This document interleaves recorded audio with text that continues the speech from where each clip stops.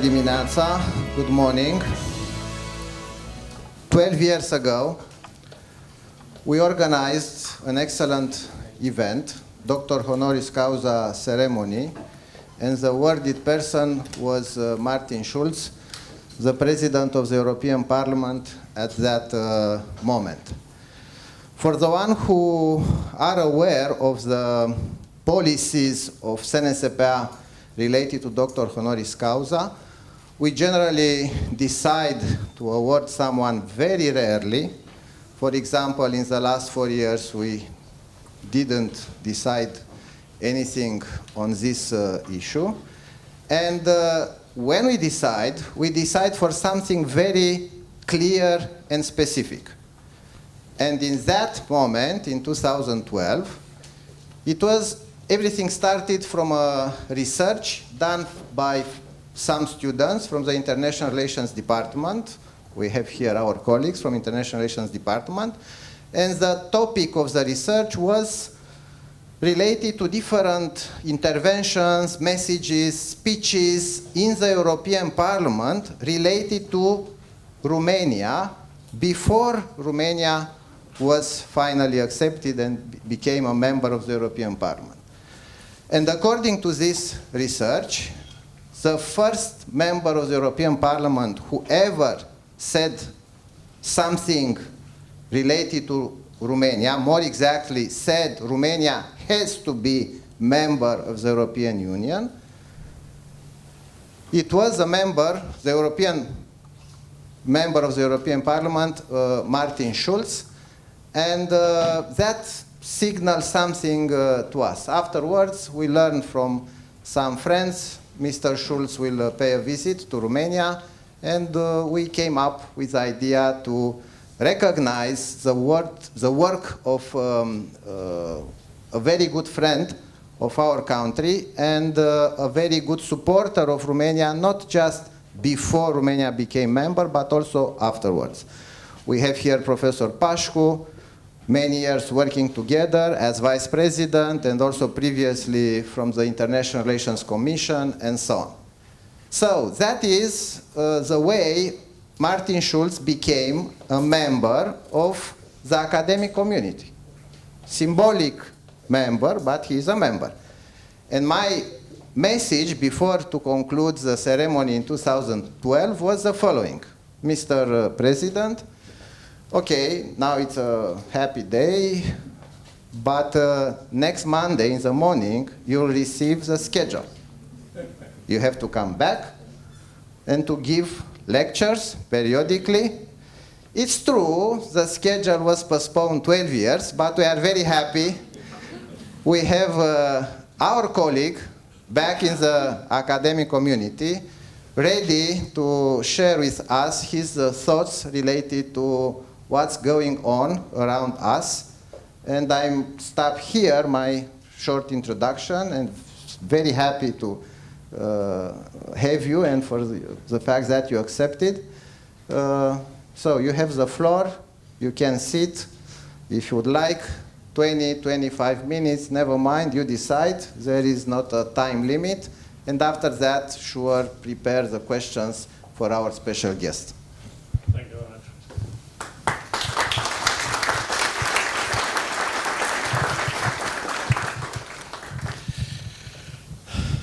Director, President, magnificent Director. Thank you very much. If you discuss about academic titles and my integration in your academic corps here in the distinguished assembly, I'm very grateful that I can take the floor. And let me get back to your nice words about me and the reason why I was rewarded with the honorary doctor here in Bucharest 12 years ago. I don't know if I was the first one who spoke in the European Parliament, if the students made that research and concluded that it was me who, as the first speaker in the European Parliament, insisted that Romania had to become a member of the European Union.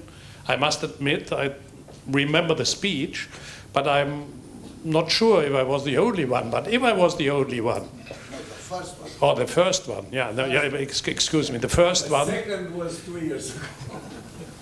If I was the first one, you made the right decision to give me the honorary doctor. The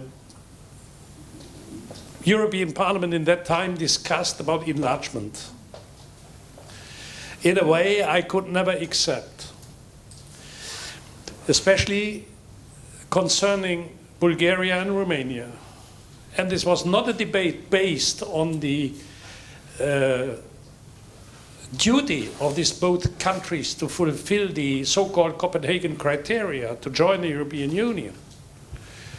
It was a debate strongly influenced by prejudices, not by political facts, against countries where I raised always the question, where is the difference between Romania, for example, or Hungary, between Bulgaria and Slovakia? Why these countries can join the European Union, and in the same time we refuse an integration of Romania, for example, into the same community of sovereign nations. Why? And the answer were always a little bit sophisticated by inventing arguments which had nothing to do with the reality. And entering a little bit more in the arguments, you discovered very fast that it was based on a lack of knowledge, and a lack of knowledge leads always immediately to prejudices.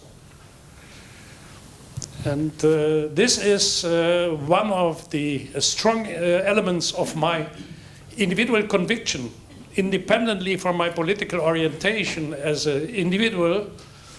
I was educated in a family and in a world, and I will get back to it a little bit later, in a world where I was born in this Western German post-Second World War society at the border to Belgium, the Netherlands, where I'm living until today, in this triangle between Aachen, Maastricht and Liège, in a three-cultural region with German, Dutch and Flemish and Wallonian and French and Luxembourg influence, that prejudices against others are the source of all conflicts, are the source of war always, and that we have to avoid prejudices by learning about the culture, the reality, the past, and the dreams for the future of other countries and other nations.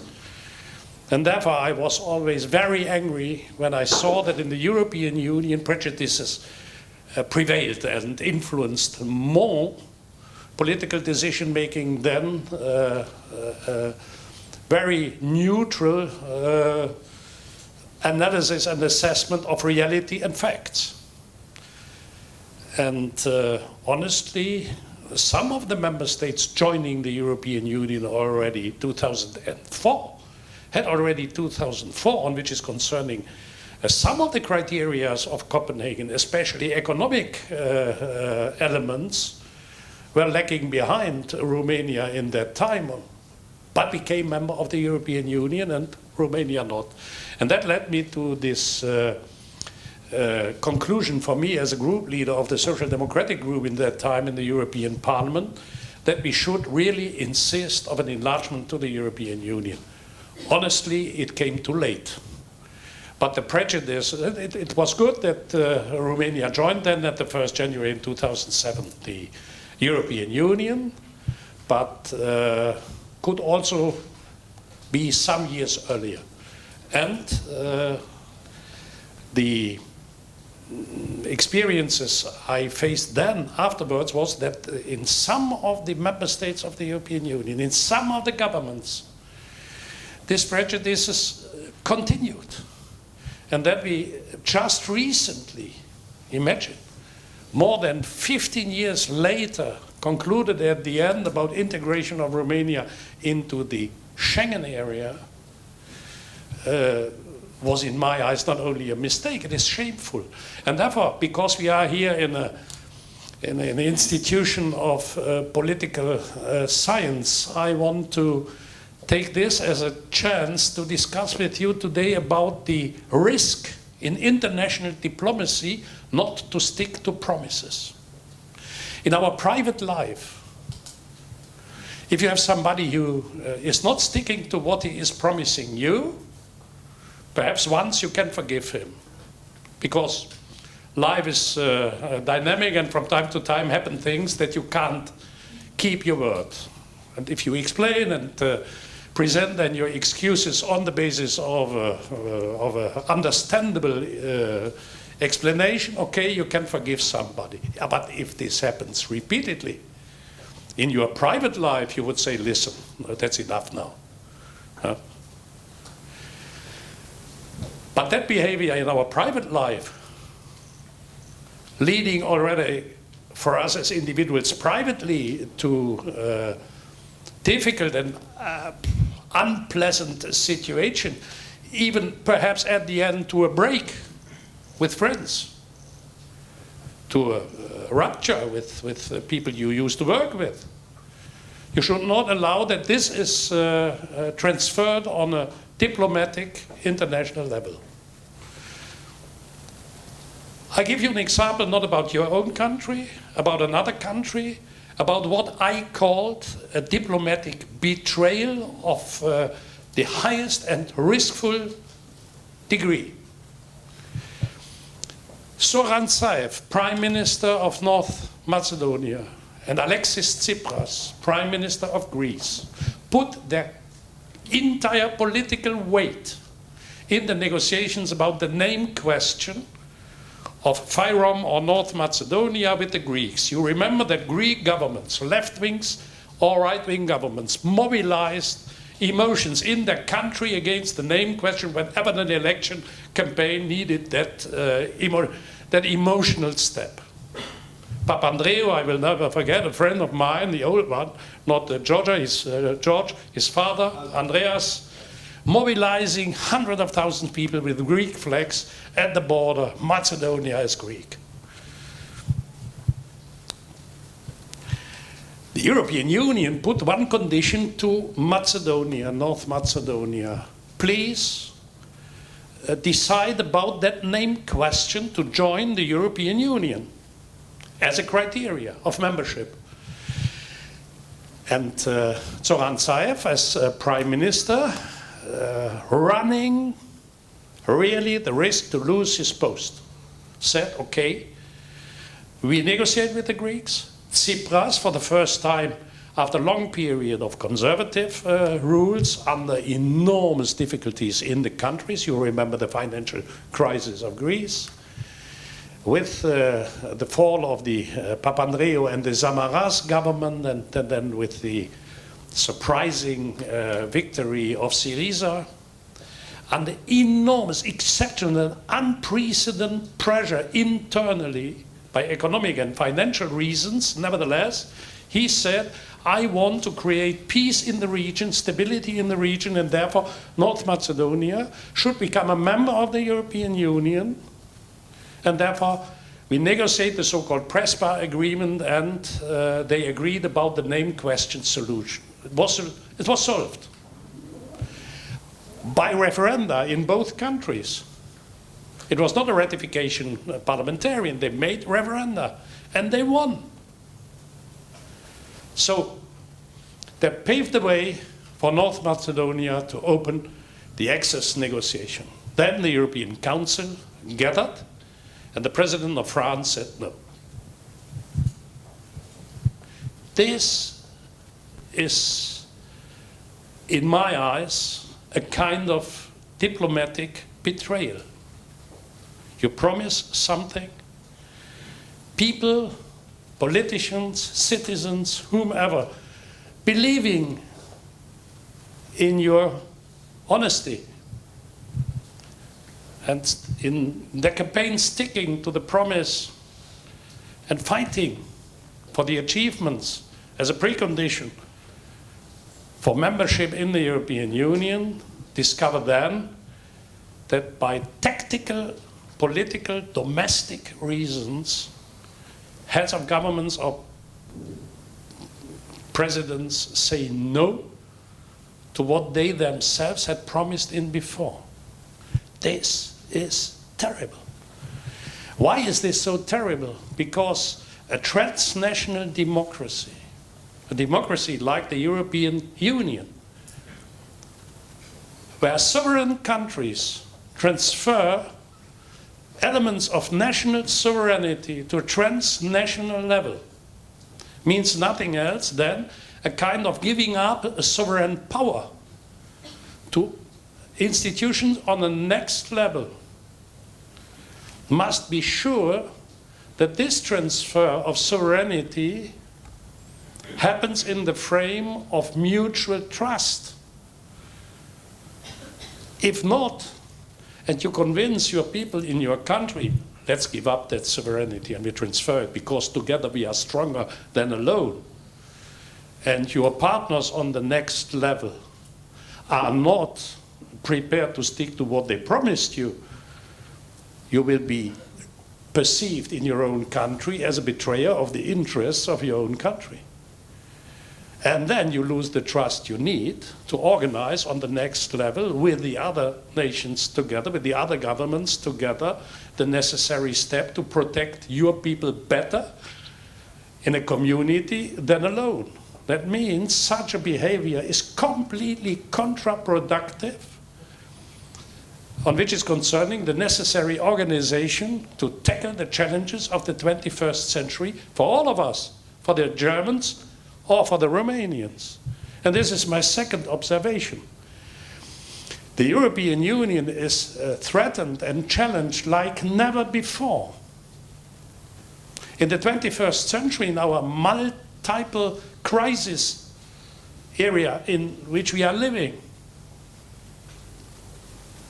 we must take note that no single country of the European Union, no single member of the European Union alone is able to compete economically,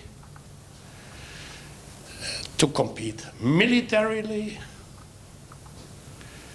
against rising forces in the world or against the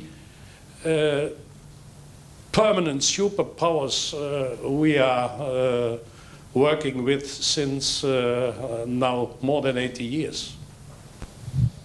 I'm speaking about rising forces like China or India, the permanent powers like the United States or Russia. Russia is until today the second nuclear army in the world. And the European Union is the richest and strongest single market in the world. And all parts of the world economically want to get access to our single market with their goods and services. But they are at the same time not only our partners, they are also our competitors, because China and the United States consider the single market as the European Union, not as we do it as an economic protection. They consider it as a competitor. And honestly, the Inflation Reduction Act, adopted by a democratic government, adopted by a democratic majority in the Senate and in the House of Representatives in Washington, is a program against the industry of the European Union. And this is a democratic partner of the European Union. I will not speak about those countries who have a state economy with state aid and could support their enterprises if they are not winning money-earning profits with state subsidies to compete us. This is China. And I could continue with a lot of examples why the European single market, our common market, is the best instrument if we combine our economic force in international trade agreements, and we, with our economic force, put conditions to our competitors, and not unilateral, they put conditions to us. This is an element which could strengthen us enormously.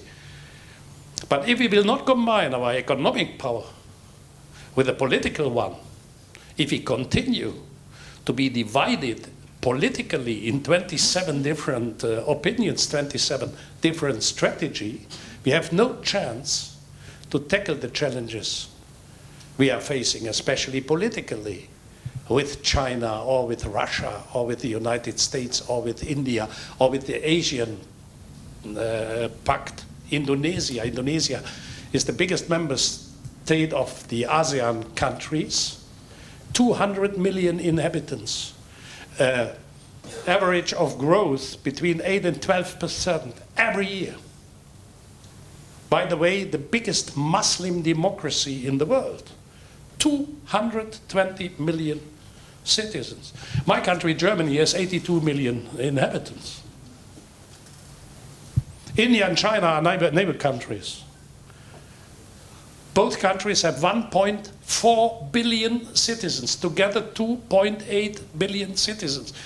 This is a third of world population in two neighbor countries.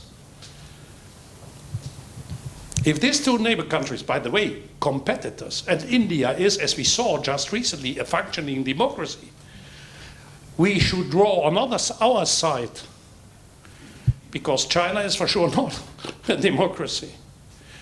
But if these two countries get in a conflict, will enter in a military conflict, which is not excluded, we have the next crisis in the world.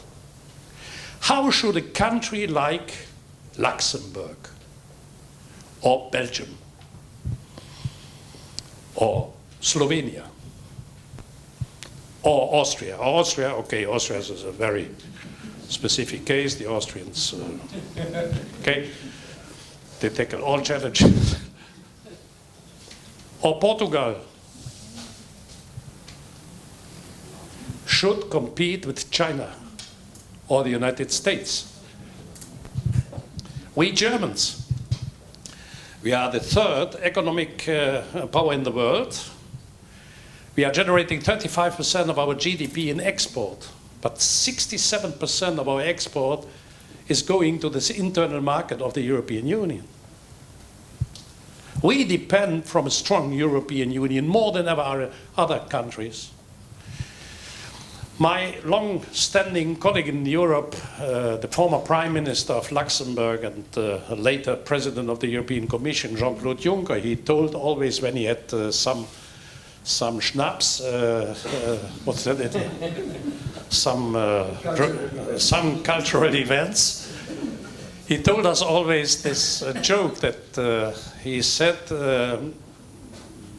once a year the President of China, the Secretary General of the Chinese Communist Party in his time, was Hu Jintao, comes to Luxembourg and there was this joke we told always that he was asked by the Grand Duke, the President of China, the Grand Duke of Luxembourg said to him, "We show you today our whole country."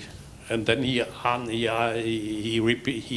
answered, "And what are we doing in the afternoon?" So that was our joke about Luxembourg and the size of the country. But Juncker said then, when Hu is in Luxembourg, I take him in my arm and then I tell him, "Listen, Hu, you and I, we together, we are a world power." And this is it's true. Luxembourg and China together, they can influence a lot in the world without any doubt. And he continued, when he is back in Beijing, he is still a world power, and what I'm the sous-préfet of Luxembourg. The European Union and the member states of the European Union, also Romania, we must understand that we are a community of small countries. And some of them who have not yet understood that they are called small countries. If we will not cooperate and deepen our economic and political and military and security integration in the 21st century, we will lose. And therefore I continue to fight for the European integration against those from outside who want to destroy the European Union because by more ideological reasons. Some of them by economic reasons, but Putin for sure by ideological reasons. Our concept of a modern, open-minded, diverse society looking to the future of our children and grandchildren in freedom and self-determination. Our idea of a transnational democracy based on the principles of mutual respect, on tolerance as a precondition, tolerance and mutual respect for a decent life together, for a life in dignity. This is for sure not the concept of the Russian Federation. They want to divide us, they want to destroy, because their thinking is another one. Those who can give the orders, those who must follow. This is the concept of Russia. Our concept is respect, tolerance, and dignity. And therefore, I'm not surprised that the Russians finance those parties in our societies who are intolerant, respectless, and undecent. This is not surprisingly, and this is in your country the case, this is in my country the case. In a country like Germany, you can imagine that with the recent European election, a party with a list leader who is admiring the Waffen-SS. We have in Germany such a right-wing party that even the right-wingers in France and Italy don't want to work with them, which is in my eyes for Germany a signal of alert. In a country with the responsibility for the war crimes of the Second World War, with the Hitler regime, a party with a list leader for the European election, praising the SS shows we are living in dramatic times. We are living in a changing world where the certainty that we had overcome the dictatorships, that we had had a victory against this thinking of oppression, of extermination, of these dreams of grand empires submitting everything under the rule of power instead of the rule of law, under the rule of violence instead of respect. These people thinking in that way are generating more and more support in all member states of the European Union. They are supported by the Chinese, they are supported by the Russians, and we should be honest, they are also supported by some elements of the democracy in the United States of America. The thinking of Donald Trump is not as far from this kind of political vision as it should normally be. Donald Trump is not respectful, and he is not tolerant, and honestly, privately, he is not a decent man. But perhaps the next president of the United States, and what will happen if he makes a deal with Putin? We as Europeans should prepare to stick even more than ever together, because then we are alone. And then no single country of the European Union is strong enough, neither your country nor my country, and for sure not the smaller countries of the European Union. The Baltic countries, for example, are not able to defend their interest alone. Therefore, more than ever in the 21st century, European integration is, in my eyes, not only necessary, it's a question of survival for our democracies. And the survival of our democracies is the best instrument to grant to our children and grandchildren the same privileges we, in our lifetime, had the chance to live with. Your country has a different history than my country. To get rid of the dictatorship here happened much later than in my country. And therefore I'm admiring the progress of democracies in countries like Romania. I started by saying I'm a typical West German post-war child, born in 1955. In 1955, the Federal Republic of Germany was 6 years old, but the war was already 10 years over, and what we call in German das Wirtschaftswunder, the miracle of our economic development, happened. And I was born in the middle of the Wirtschaftswunder. And if somebody would ask me what was the word influencing my private life most, I would answer the word more. I had always more. I had more freedom. I had more salary. I had more holidays. I had more information, more democracy, more rights, individual rights. I had more free movement. I had everything more. Certainly more than my parents, and even than my older sisters and brothers born in the 40th of the last century. I had always more. And why? Because in opposite to what my parents faced during their life, my father, born 1912, child in the First World War, soldier in the Second World War.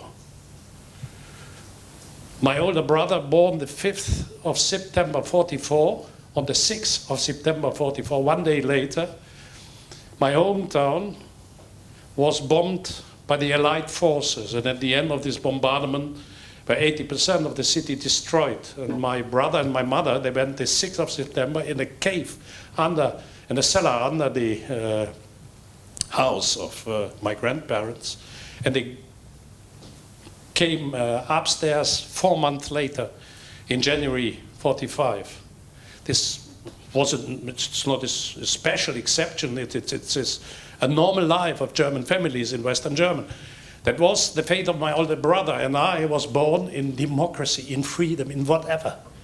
And why was this possible? Because Belgium, Luxembourg, France, Italy, countries which in 1945, at the end of the Second World War, were completely destroyed by German troops, 5 years later, in 1950, invited Germany to become a member of the European Community of Coal and Steel as a full-fledged member.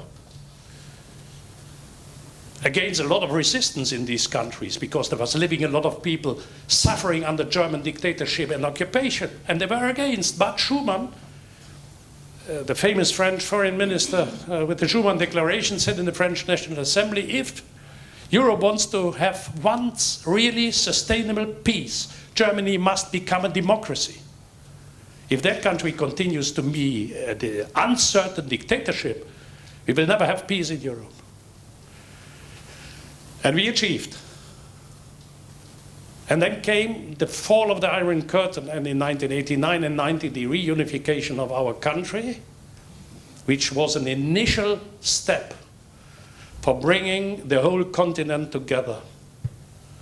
And Romania, in the community, together with Poland, these two countries, in my eyes, were those countries who contributed most to the achievement that also the eastern part of Europe, as democratic countries getting rid of a bloody dictatorship, could create a continent of sovereign countries and nations working across borders. I'm not only speaking about physical borders, about cultural borders, beyond different histories, languages, linguistic borders. Across those things who divided us in the past, committed to realize the dream that countries and nations across borders working together are always stronger than those nations who fight militarily on the basis of war, imperialism, and cultural disregard against each other. This is the history of the 20th century of Europe. In the western part, we overcame it in the mid. In the eastern part of Europe, at the end of the 20th century. But the 21st century, if we will not be confronted with the way back to the first half of the 20th century, if we want to pave the way for democracy, freedom, respect, tolerance for our children and grandchildren, there is no reasonable alternative to deepen the integration of the European Union. This is what I said, I think, 12 years ago, when I got this exceptional honor for which I'm grateful until today. This is in my deep conviction also today, and I'm fighting in another function as the chairman of the Friedrich Ebert Foundation, which is the political foundation of the German Social Democratic Party. We just yesterday celebrated our 30th anniversary of presence here. In that function, I'm fighting because I think nothing happened better to the European continent than that idea that countries and nations work together across borders on the principle of respect, tolerance, and dignity. Thank you very much.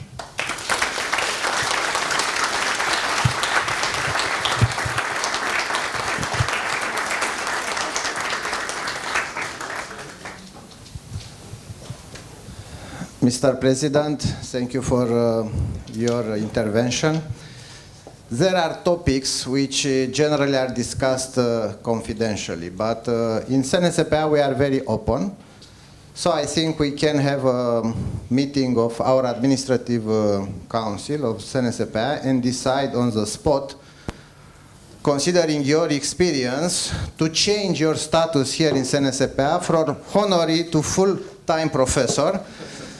The dean, founder dean of the International Relations Department is here, is your friend, Professor Pașcu. I'm sure he will support you. The president of the Senate, the dean, and the acting dean. So I think the decision is already done. The letter will come later on. And October 1st, you'll have speeches like this weekly. Online. Online. You must convince my wife. The financial offer will be discussed with your wife. Secondly, because rectors have the privilege to moderate and to do a lot of things, also I have the privilege of the first question, and after that I will invite my colleagues.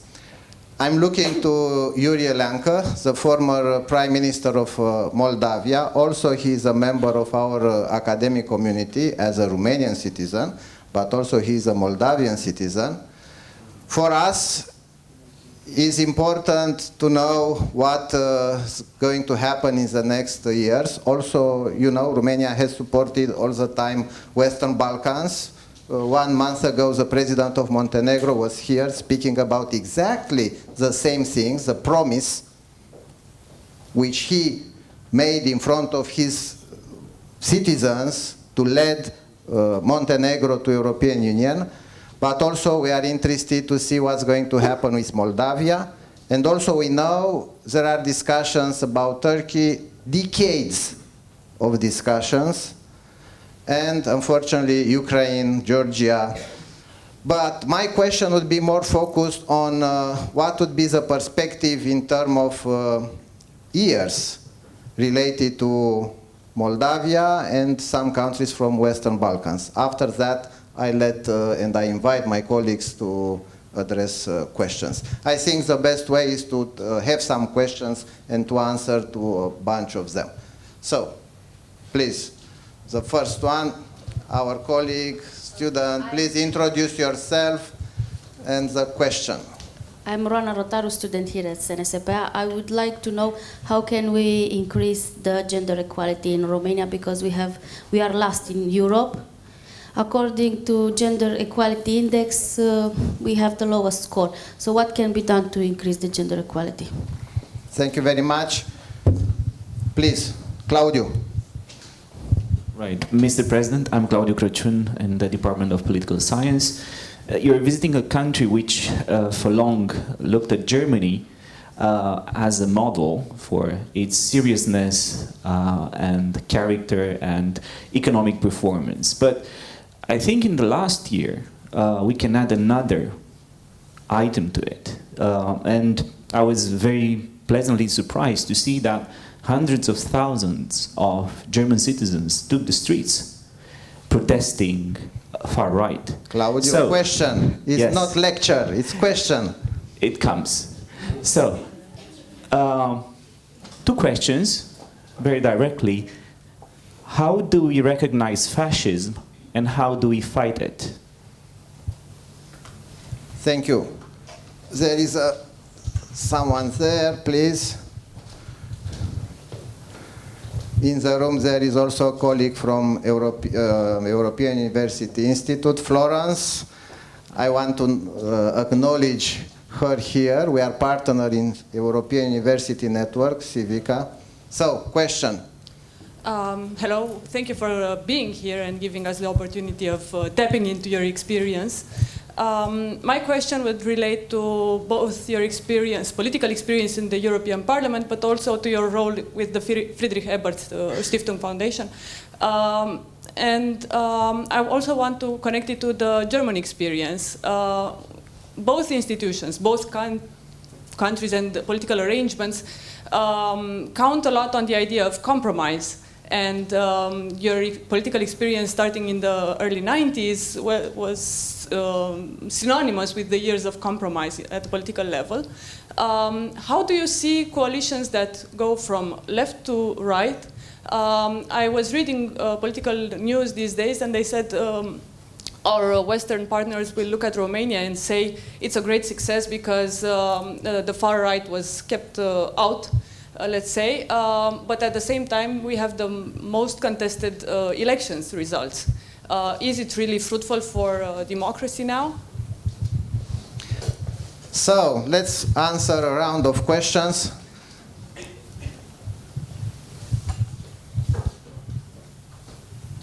Yeah, thank you very much for the question. I start with your first question.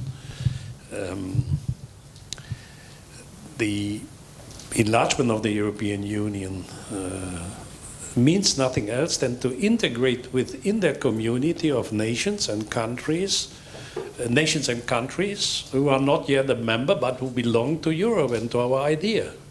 This is for the Western Balkan countries the same case as for Moldova. Sooner or later we must find a way how to enlarge the European Union so that these nations can become a member of our European family. But one thing is also clear. As long as the European Union will not be able to reform its treaties, and we continue especially on the principle of unanimity, every enlargement leads to a kind of paralysis of the European Union. This is our big historical contradiction. That you on one hand needs geopolitically that enlargement, but on the other side we are structurally with every enlargement increasing the possibility of decision making. And the problem is that for ordinary citizens, and therefore I will get back to the last question, a big community with a lot of different tendencies and parties and whatever, not delivering solutions is perceived as not necessary or as counterproductive. That means the European Union needs an entire reform. But that was the same debate we had 20 years ago. How we can enlarge if we have not yet reformed. That was before your country became a member of the European Union, the same debate. And then we started the process because we knew in that time that the Maastricht Treaty and the Amsterdam Treaty and the Nice Treaty was not enough for, in that time, 15, but for sure not enough for 25 or later 28 member states. And we called for a convention. The convention adopted a draft constitution. And the draft constitution failed. And then happened the following thing. Deepening before enlargement was the message. Then, because we saw that the convention lasted longer, the message was in parallel, enlargement and reform. Then the reform failed, but the enlargement happened. And this was exactly in the interest of those people who wanted to lead the European Union to a paralysis, but not by saying, look, this is the wrong way, by saying the enlargement was a mistake. The same people who cultivated the prejudices mentioned at the beginning were these people like the United Kingdom Independence Party in the European Parliament, this Brexiteer party. No deepening, but enlargement. Then the enlargement came, led to a bigger blockage within the European Union, and they argued, look, this is an inefficient, superfluent thing. Therefore, it is a problem I have no solution for the time being. I would insist that we reform the European Union. But our problem is, and therefore I'm grateful that you mentioned it, we are living in times of war. Such a academic debate or academic observations I'm making now are not in no way helping the Moldovan citizens. And I will not speak about Serbia and the double game the Serbian president is playing the whole day.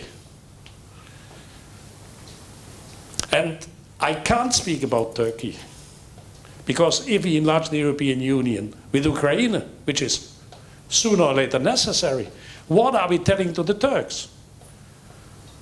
Waiting since more than 60 years that the European Union, the promise you will become a member of the European Union, will keep. And if we enlarge for Ukraine, but not for Turkey, and if in a foreseeable time Recep Tayyip Erdogan will be replaced by a CHP president, perhaps Imamoglu, the mayor of Istanbul, a pro-Western, open-minded party, which in no way a Muslim society, but a democratic society in a Muslim country. And then we tell them, no, it's not possible to join the European Union. When they argue, we are now returning to a political basis, sharing your principles. And we continue to say no. Therefore, I think we must convince people that we must reform the decision-making structures within the European Union. It means three key elements. No principle of unanimity in the Council. Secondly, not a commissioner for every country. A kind of European government. And third, a new hierarchy of competences. The European Union must not interfere in every detail in the single market. But the City Council of Bucharest could decide on which is concerning the climate change, whatever they want to decide. That question will not be solved in Bucharest. This is a question solved by cooperation of world regions. So a new hierarchy of competences. The European Union should focus on the important items. Our common currency, a common tax policy, a common economic investment strategy, international trade, defense and security, fight against organized crime, all the things the national country alone can't tackle, and perhaps to get a little bit away from this over-regulation within the single market, which is unpleasant for a lot of people. And then a majority vote in the Parliament and in the Council as the rule. Means, for example, for us Germans, that we are running the risk to be overruled in the Council. Today, if Germany and France say in the Council no, it's sort of difficult for all the other countries. But we must come to a situation which is not, as I often compare it to describe the situation in Brussels. Imagine that the United States of America in Washington had not a president, but the 50 governors would gather in Washington on the principle of unanimity. This is the style in which the European Union is organized, and therefore the precondition for enlargement is reform of the European Union, and that's urgent because we are living in dramatic times. The gender equality question, I'm afraid, this is a mixed thing. You must fight for it nationally, but the European Union has that principle of gender equality, but we have no binding legal rights to impose the duty of gender equality to all levels of the member states. We can put the frames, that's what the European Union is doing. And in the Fundamental Rights Charter of the European Treaty is the gender equality as a right described. But to insist on a national level that this is transformed in national rules and law is not possible via the European Union. Therefore, I must encourage you to fight more here on a national level.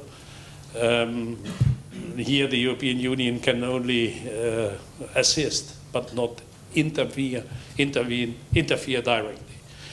The question how to define fascism in the 21st century and how to fight it is a very interesting one. I have not yet, for me, given the answer, but I try to do it spontaneously. Fascism in our times is this traditional behavior of fascists to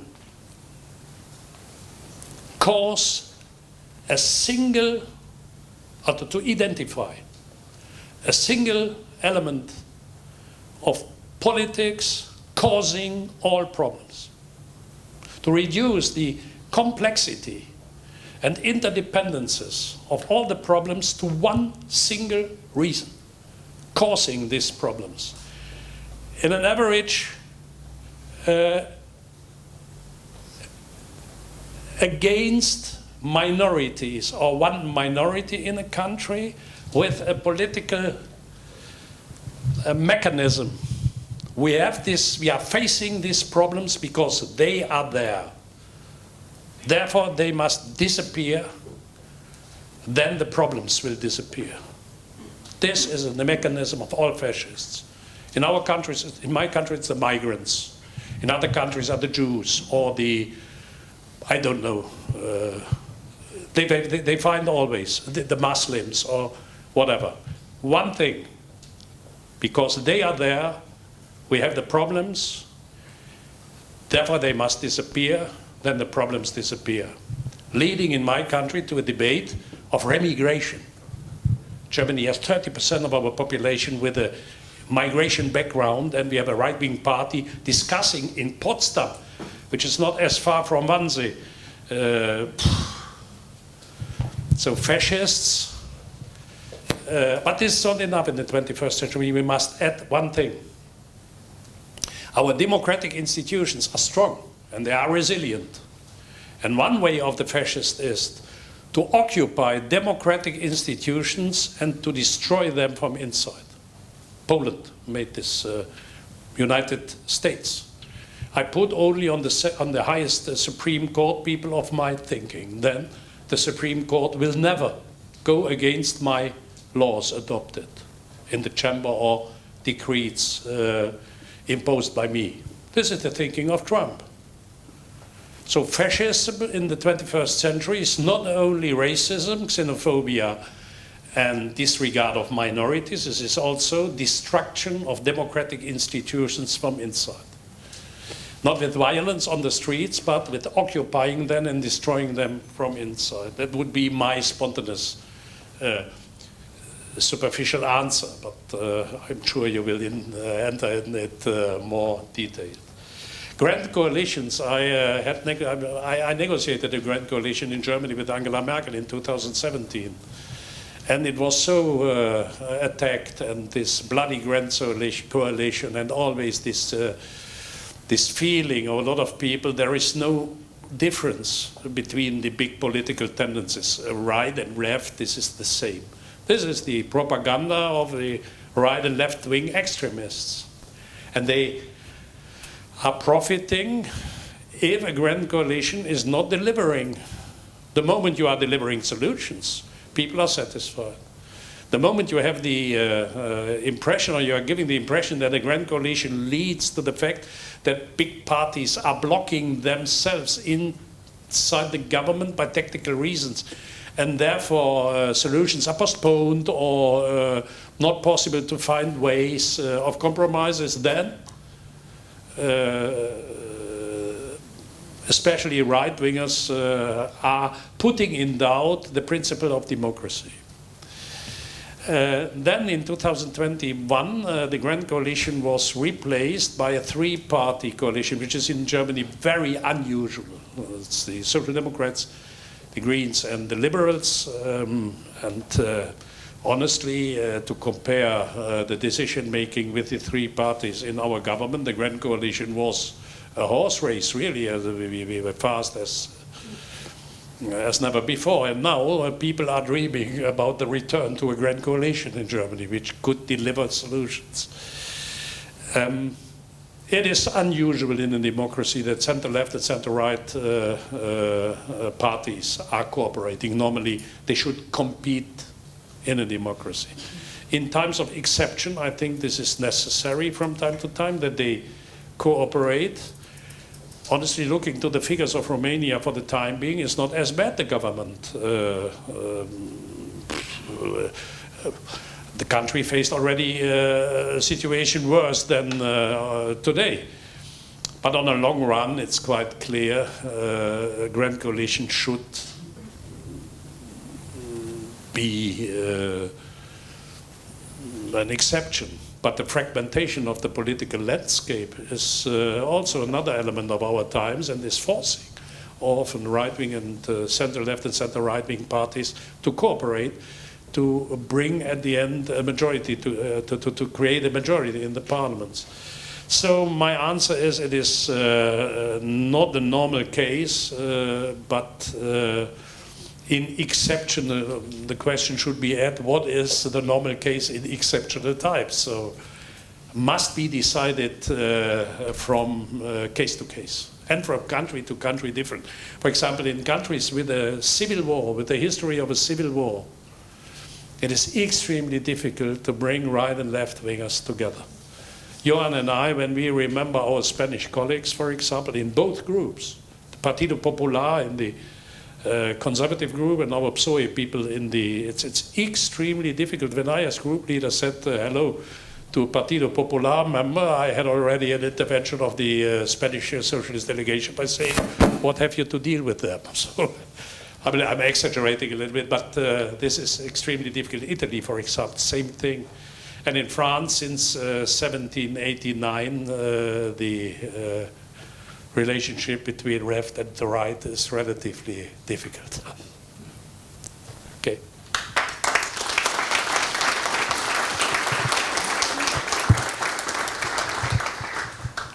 I promised a second round of questions, but the second round will be shorter. The final two questions before to conclude, because unfortunately there is Professor Stavre, you have a question. Professor Stavre and Professor Andrei Țăranu. Mr. President, I have a short question. In the last 15 years, we can observe a transformation, a turning of Europe from left to right. Have you any explanation for that? Thank you. Andrei. Thank you. My question is more for your former quality of leader of SPD and leader of the Alliance of the Socialists and Democrats in Europe. And the question is very simple. What and how can you deal with the socialists in France now after they made the coalition with La France Insoumise of Mélenchon? Thank you. Okay. I must present my excuses. My answers are too long, but your questions are too complicated. So, therefore, how to answer to the question, Professor? Why this exchange between left and right? I try to answer in a nutshell. It is not a coherent thing. In some countries, the traditional left kept the traditional left voters. Sweden, for example, is such a country. In other countries, where the left, France is a good example, where the left, the Socialist Party, became more a party discussing about society questions and not about social questions. The right-wing parties like the Front National appeared publicly as a party nearer to the problems of ordinary citizens to organize their daily life. What they did, by the way. And a development we as social democrats all over in Europe allowed, this penetration of every level of daily life by this dream of economization, privatization as everything. I'll give you an example. The French Telecom made an analysis in all the villages where they closed the post shop, which was normally in a bistro, leading half a year later to the closing of the bistro, because there was no reason to go there. The Front National in the following election doubled the vote, because ordinary citizens had the feeling we are completely disconnected.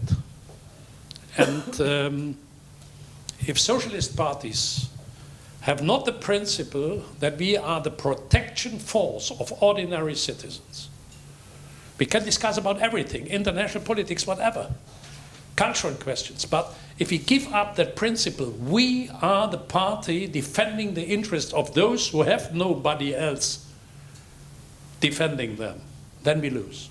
This is, in my eyes, one of the explanations why because right-wing parties, with their very simple rhetoric, their very simple language, became at the end nearer to the ordinary citizens than we. Also, a spontaneous reaction, which is not entering in deeper analysis, but I try to do so. And the question about the colleagues in France, friends in France. First of all, I'm very happy that we are stronger than La France Insoumise, that with the Glucksmann we achieved to become stronger than with this destruction strategy of Mélenchon. I know both, and I know Mélenchon very well. As was a colleague in the European Parliament, I must admit, it's often difficult to make a difference between the extremists of both sides. And therefore I'm happy that we are stronger. But if we want to beat Marine Le Pen, we need the vote of these people. And I would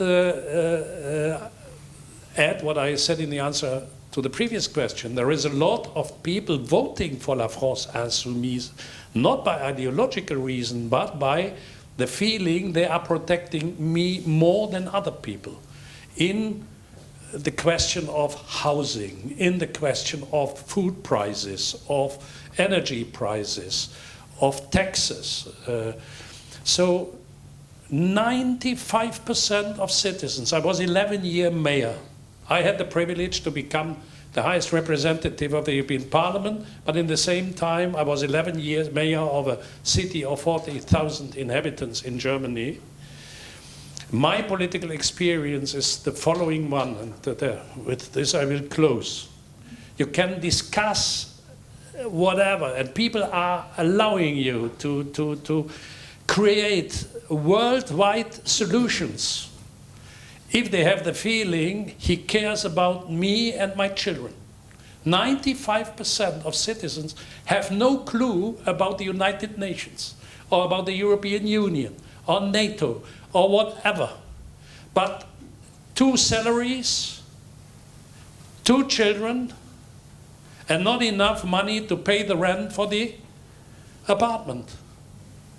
Or 2 children, one in a school here, the other one in a kindergarten there, the husband working here, I am working there, my mother-in-law sick in a hospital, and no public transport, and a government imposing taxes on a private transport or blocking parking places, or whatever, leads people to say, Ralbol, I have enough. Nobody cares about me and my daily challenges, but they are discussing about the sand in the Sahara. So this is, I think, for us as Social Democrats, we can only solve in a peaceful way the international problems if ordinary citizens have the feeling they care about me in the same intensity. That's a Social Democratic Party leader. Thank you very much.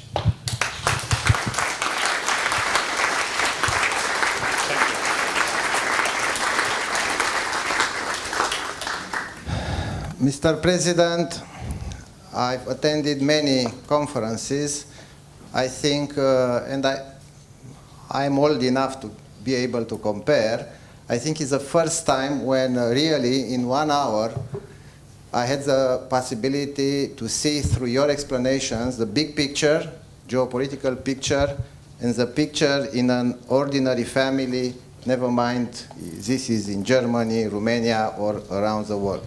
So that is real politics, to see the challenges ahead, but also to be able to see people. And with your experience, always you've been focused on this component. Thank you very much for once again for accepting to come back home.